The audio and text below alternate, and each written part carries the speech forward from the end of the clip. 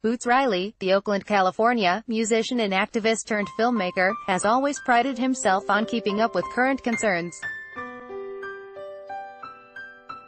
But he surprised himself with Sorry to Bother You, his hit Sundance racial satire now opening in regular theaters.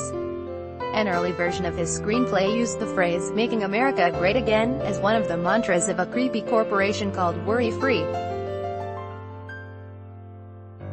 This was at least 2 years before a certain carrot-topped reality TV star turned that into a winning presidential slogan. Boots Riley, the writer and director of Sorry to Bother You, wants to see how his profiteer-poking ideas will go over as a movie. Andrew Francis Wallace, Toronto Star, the storyline is very connected to capitalism, so none of that stuff has changed. Riley, 47, expounds during a recent Toronto promotional visit. He's happy to have tapped into the rhetorical zeitgeist with his work, something he's often done before as rapper with the socially conscious hip-hop band The Coup.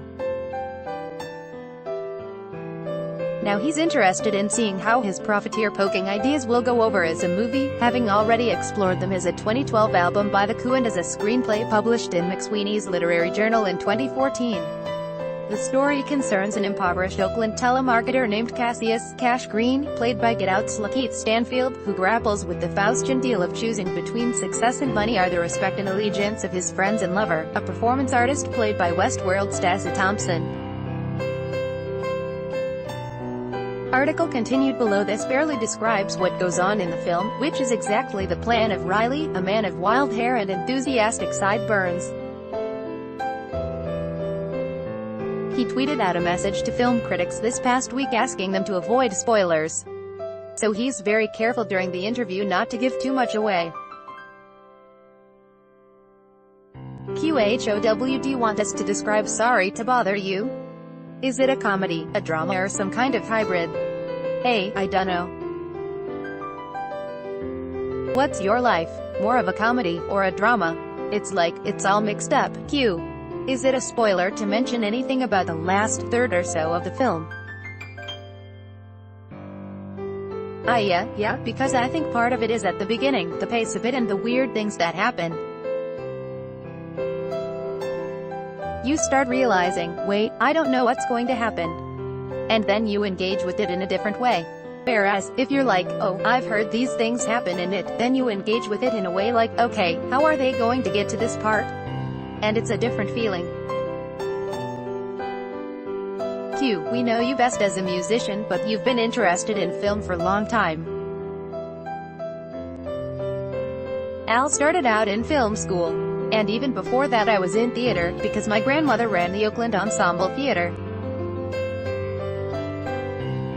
I went into film school at a time when Spike Lee's movies were first out there, so it kind of gave you this feeling like, oh, you can make something. I'm glad that I didn't make a film coming right out of film school. It would have been much different because I think sometimes you're like, how can I make a movie? What are the things that will be accepted? And because I've been doing music for 20 years, I was able to be like, if I'm going to make a film, this is what it's going to be. Not like, I just want to make a film. I wasn't trying to apply for a job as a filmmaker, I was making a film. Article continued below. What prompted you to choose Lakeith Stanfield for the lead role of Cassius Green?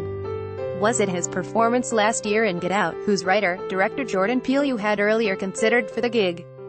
A. No, when I cast him, there had been maybe one episode of Atlanta, the TV series Stanfield stars in, and I had seen him in Short Term 12, a South by Southwest 2013 prize winner. He was also in Dope. He's definitely like an old soul, even though he's only 26 right now. His performance is key to why everything works. His reactions are so natural. I could have a unicorn start flying through the telemarketing office, and you'd believe it, because his reactions would be the way a real person would react. You've also got in your movie Tessa Thompson from Westworld and Dear White People, Stephen Yeun from The Walking Dead and Omari Hardwick from Power. Are you finding that the best young talent now comes from television? A. Yeah, I had to watch TV to find actors. Like, I'd only watched Power because I was trying to see what Omari's style was. And I'm about to do a TV show.